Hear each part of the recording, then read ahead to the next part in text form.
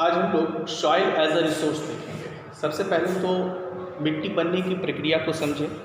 ऋतुक्षय प्रक्रिया के द्वारा, वेदरिंग एक्टिविटी के द्वारा मिट्टी का निर्माण होता है।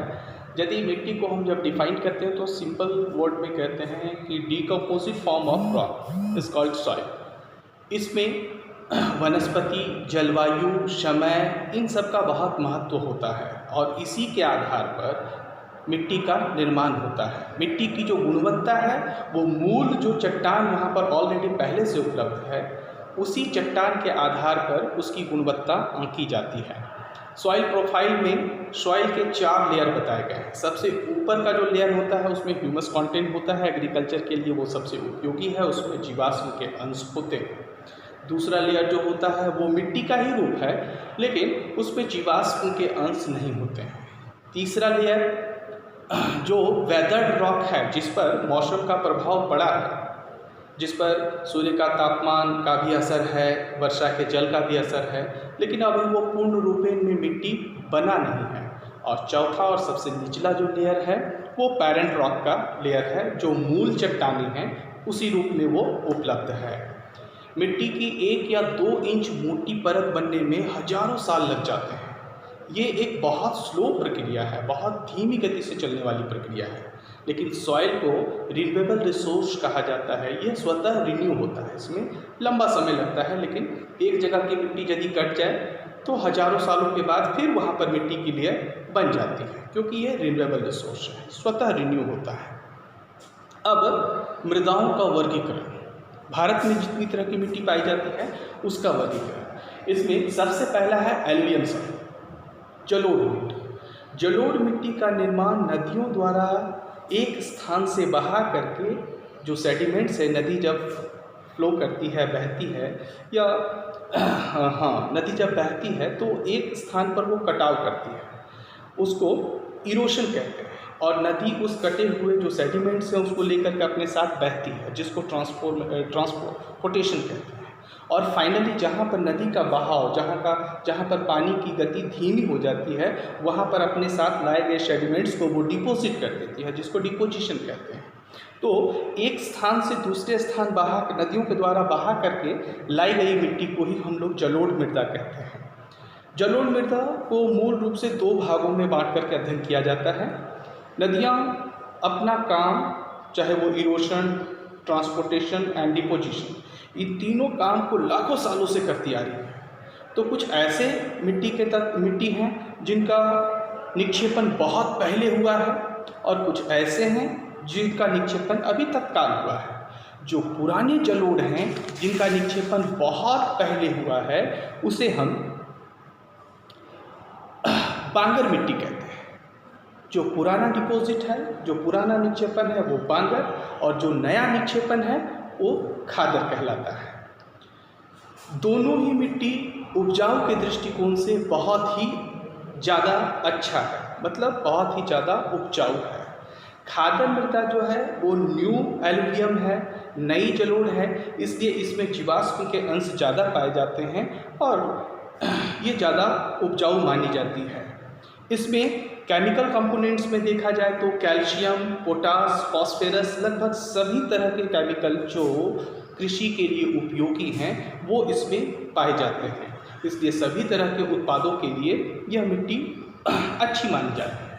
भारत के मैप में देखें तो खास करके नदियों वाला क्षेत्र, जो नदी का बहाव क्षेत्र है, वो ग्रीन वाला जो पार्ट देख रहे हैं, ये जलोढ़ मिट्टी का क्षेत्र है, जिसमें पंजाब, कुछ भाग हरियाणा का, कुछ भाग राजस्थान का, समूचा उत्तर प्रदेश, बिहार और पश्चिम बंगाल, ये पूरा क्षेत्र है।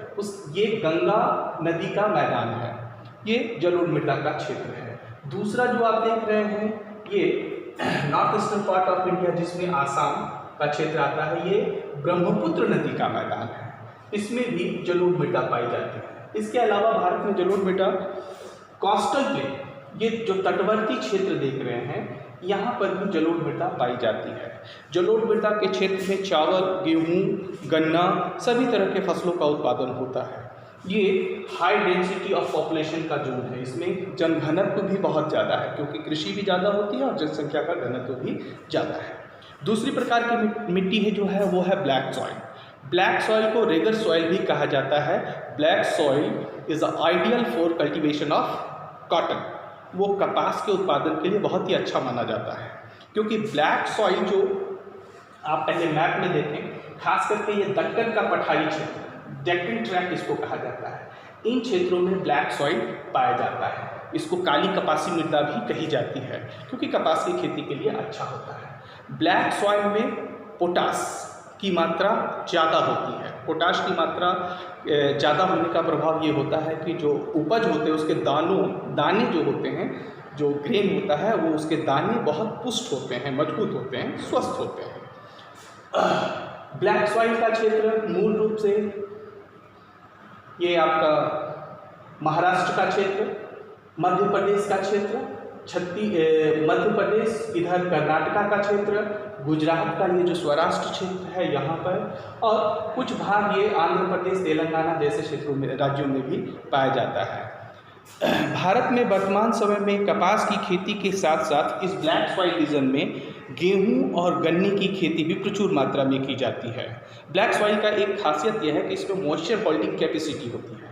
एक बार यदि इसको जल से भिगा दिया जाए, इसको सिंचित कर दिया जाए, तो लंबे समय तक इसमें आर्द्रता बनी रहती है।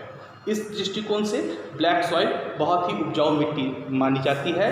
और ये जो ब्लैक सॉइल का निर्माण हुआ है, ये आग्नेय चट्टानों से, बेसाल्ट की चट्टानों के सड़ने गलने से ये ब्लैक सॉइल का निर्माण हुआ है, और इसीलिए इसका कलर ब्लैक है। नेक्स्ट है लाल और पीली मृदा, red and yellow soil. Red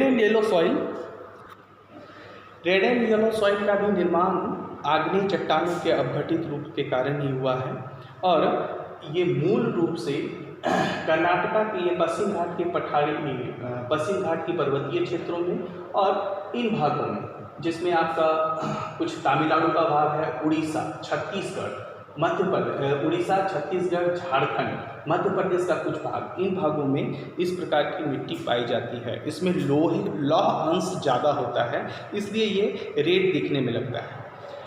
यहाँ पीली मिट्टी की जो चर्चा की गई है, अपने दामोदर घाटी क्षेत्र में पीली मिट्टी की एक परत पाई जाती है, जो अत्यधिक वर्षा वाले क्षेत्र में, लाल मिट्टी वाले क्षेत्र में जहाँ अत्यधिक वर्षा होती है, तो उसी के कारण इसका कलर चेंज होकर के येलो सॉइल में कन्वर्ट हो गया है। अगला नेक्स्ट है आपका laterite soil. Laterite word Latin word से लिया गया है, और जिसका ग्रीक वर्ड से लिया गया है, और जिसका मतलब होता है ईंट।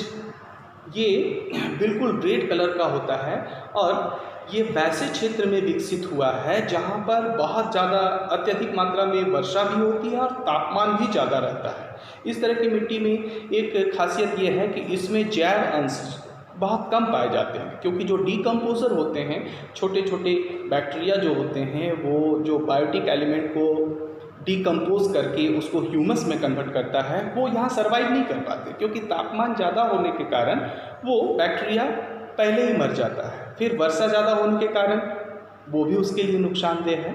लेकिन वर्तमान समय में ये जो लैटराइट सॉइल रीजन है, यहाँ पर आर्टिफिशियल इरिगेशन फैसिलिटी और केमिकल फर्टिलाइज़र के उपयोग से, और कुछ बायोलॉजिकल मैन्योर, जो जैव खाद होते हैं, मैन्योर जिसको कहते हैं, जैविक खाद होते हैं, उसके उपयोग से इस मिट्टी को उपजाऊ बनाया जा रहा है, और इस पर खेती भी होती है। अगला जो सॉइल है वो है एरिड सॉइल, मरुस्थलीय मिट्टी। मरुस्थलीय मिट्टी में बालू के अंश ज़्यादा होते हैं, और ये एल्कलीन होता है, इसमें सॉल्ट की मात्रा ज़्यादा होती है, क्योंकि ये कम वर्षा प्राप्त करने वाले क्षेत्रों में पाया जाता है। और कम वर्षा प्राप्त करने के कारण इसमें जो पहले से जो सॉल्ट डिज़ोल्व था, वो घुल करके, पानी में घुल करके, बह करके कहीं गया नहीं, ठीक है। इसमें ऑलरेडी पहले से जो सॉल्ट के अंश हैं वो मौजूद हैं।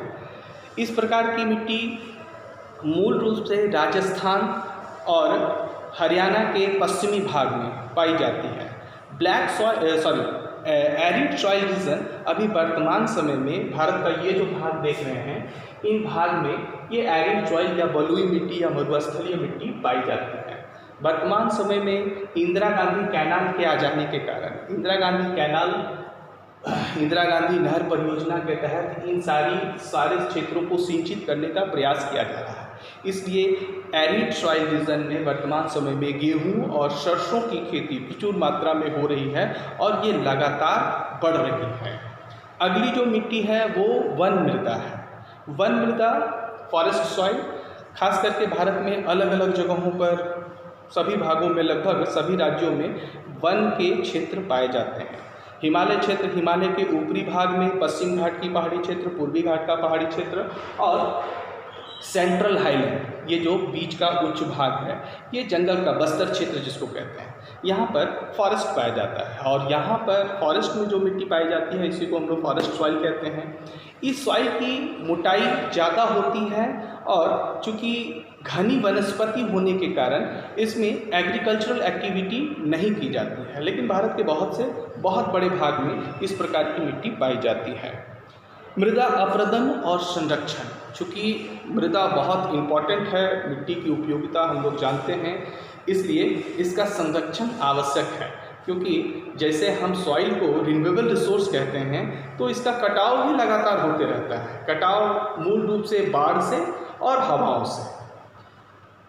हवा जब बहती है तो वो अपने साथ मिट्टी के ऊपरी लेयर पर जो महीन मिट्टी होती है उसको वो उड़ा करके ले जाती है और दूसरी जगह कहीं डिपॉजिट कर देती है।